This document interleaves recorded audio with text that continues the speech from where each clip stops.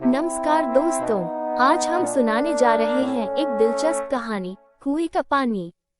किसी गांव में एक ईमानदार और मेहनती किसान रहता था।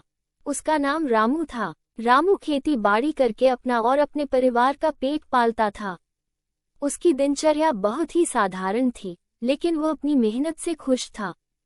एक बार गर्मी के मौसम में उसकी फसल को पानी की बहुत जरूरत पड़ी। रामू के पास खुद का कुआं नहीं था, इसलिए वह गांव के ही एक धनी व्यक्ति के पास गया, जिसका नाम श्यामलाल था। श्यामलाल गांव का सबसे धनी व्यक्ति था। उसके पास कई खेत, बाग बगीचे और कुएं थे। वो बहुत चालाक और स्वार्थी था। रामू ने श्यामलाल से कहा, श्यामलाल जी, मेरे खेतों को पानी की बहुत जरूरत है। क्या आप मुझे अपने कुएं से पानी लेने की अनुमति देंगे? मैं आपको इसके लिए उचित किराया भी देने को तैयार हूँ। श्यामलाल ने सोचा कि यह अच्छा मौका है रामू से कुछ पैसे कमाने का। उसने कहा, ठीक है रामू, मैं तुम्हें अपना एक कुआं बेच दूंगा, लेकिन इसकी कीमत तुम्हें तुरंत चुकानी होगी। रामू ने सोचा कि अगर कुआं खरीद लिया जाए तो भविष्य में भी उसकी फसल को पानी मिलता रहेगा। उसने अपनी सारी जमा पूंजी इकट्ठा की और श्यामलाल को दे दी। श्यामलाल ने एक पुराने कुएं को रामू के नाम कर दिया और रामू खुशी खुशी अपने खेत की ओर चल दिया। अगले दिन जब रामू अपने खेत को पानी देने गया तो उसने देखा कि कुएं के पास श्यामलाल खड़ा है। श्यामलाल ने हंसते हुए कहा, रामू, तुम इस कुएं का पानी नहीं ले सकते। मैंने तुम्हें सिर्फ कुआं बेचा है, पानी नहीं। रामू ये सुनकर स्तब्ध रह गया। उसने कहा, लेकिन श्यामलाल जी, पानी के बिना कुआं किस काम का? मैंने तो पूरे कुएं के लिए पैसे दिए हैं।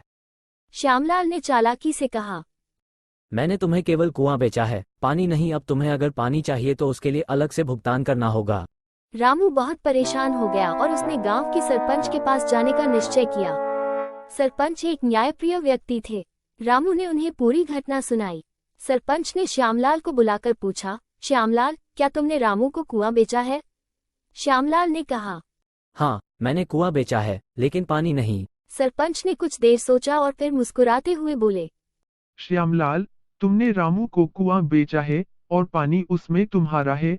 यह बात तो ठीक है, लेकिन चूंकि कुआं अब रामू का है, इसलिए तुम्हें अपना पानी तुरंत इस कुएं से बाहर निकालना होगा, नहीं तो रामू को तुमसे किराया लेने का अधिकार है, क्योंकि तुमने उसका कुआं अपने पानी से भर रखा है। श्यामलाल ये सुनकर हैरान रह गया। वो समझ गया कि उसकी चालाकी उल्टी पड़ गई है। उसने तुरंत सरपंच और रामू से माफी मांगी और कहा, मुझे मेरी गलती का एहसास हो गया है रामू, तुम इस कुएं का पानी बिना किसी अतिरिक्त भुगतान के इस्तेमाल कर सकते हो। गांव में अब सब मिलजुल कर रहते थे और एक दूसरे की मदद करते थे। रामू की फसलें भी अच्छी होने लगी और उसका परिवार सुखी और संपन्न हो गया। सभी ने ये जान लिया कि सच्चाई और ईमानदारी ही सबसे बड़ा धन है और चालाकी तथा धोखाधड़ी से कुछ हासिल नहीं होता। इस प्रकार गांव में शांति और सौहार्द का वातावरण बना रहा और रामू और श्यामलाल की कहानी आने वाली पीढ़ियों के लिए एक प्रेरणादायक उदाहरण बन गई। सीख: किसी भी प्रकार की चालाकी और धोखाधड़ी लंबे समय तक नहीं चल सकती। सच्चाई और न्याय हमेशा विजयी होते हैं।